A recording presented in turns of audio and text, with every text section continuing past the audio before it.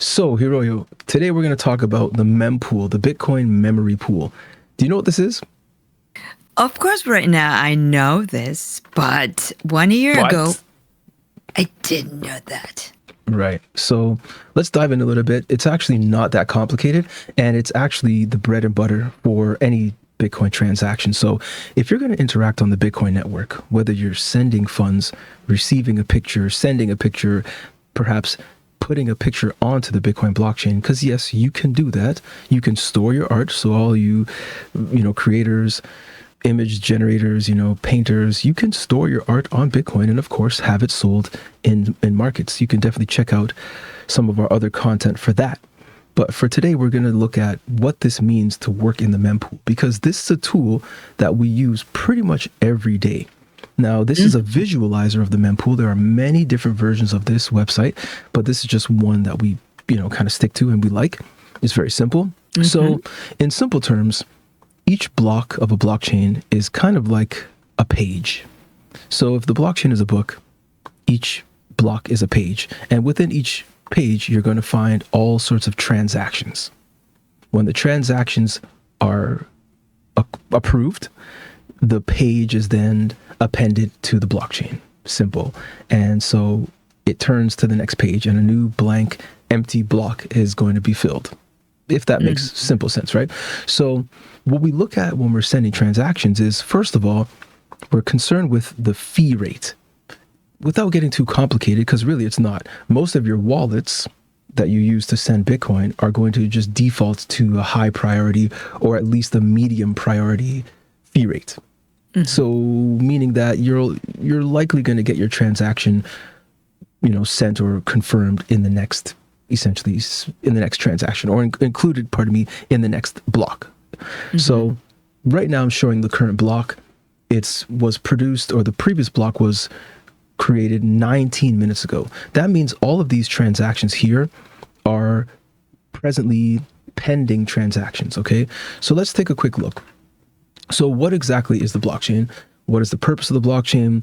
How do we use it? What do we, measure with it?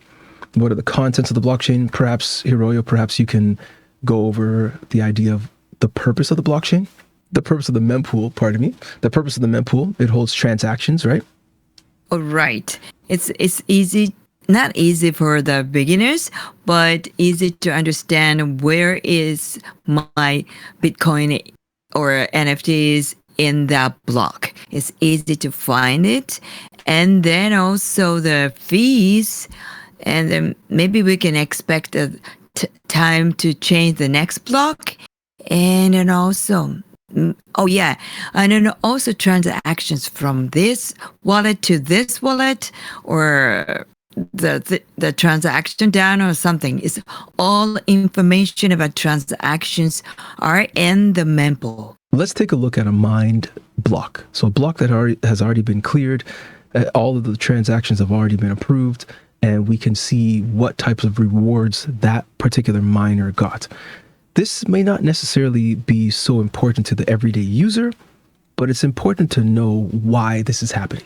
There's a subsidy that's paid for miners. They earn Bitcoin rewards for every block they mine. So in this case, one block currently gets 3.125. This number differs here because it's also including the total amount of fees that were paid in that block, which is currently 0.0149 in this particular case.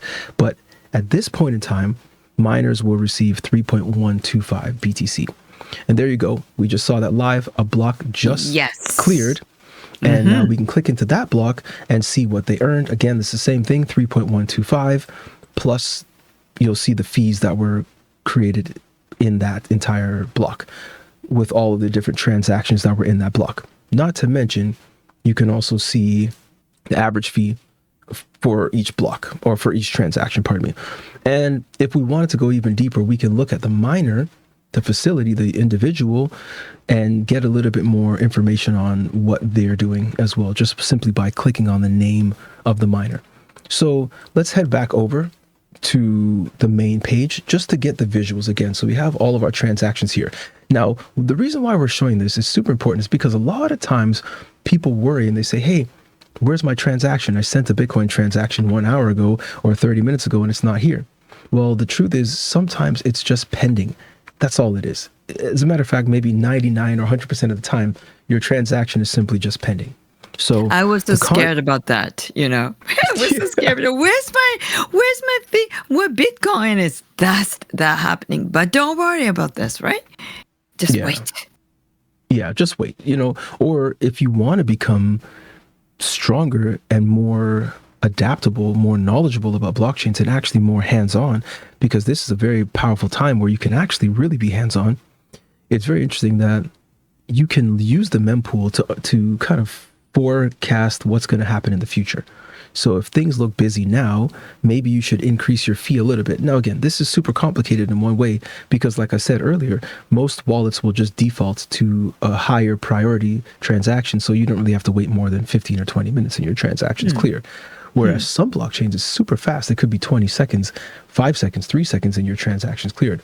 So in a block, the contents of a block, you'll see transactions that could be sender, receiver information, of course, the amount, the transaction fee, the date, the time, all of it. All right. Now, size dynamics are very important because this will determine a lot based on especially the fee, right? So the mempool size varies depending on network activity. So during high transaction volume, of course, it can grow significantly, which could cause your transactions to be delayed. Now, you can always make your transactions get pushed through faster by increasing your fee rate.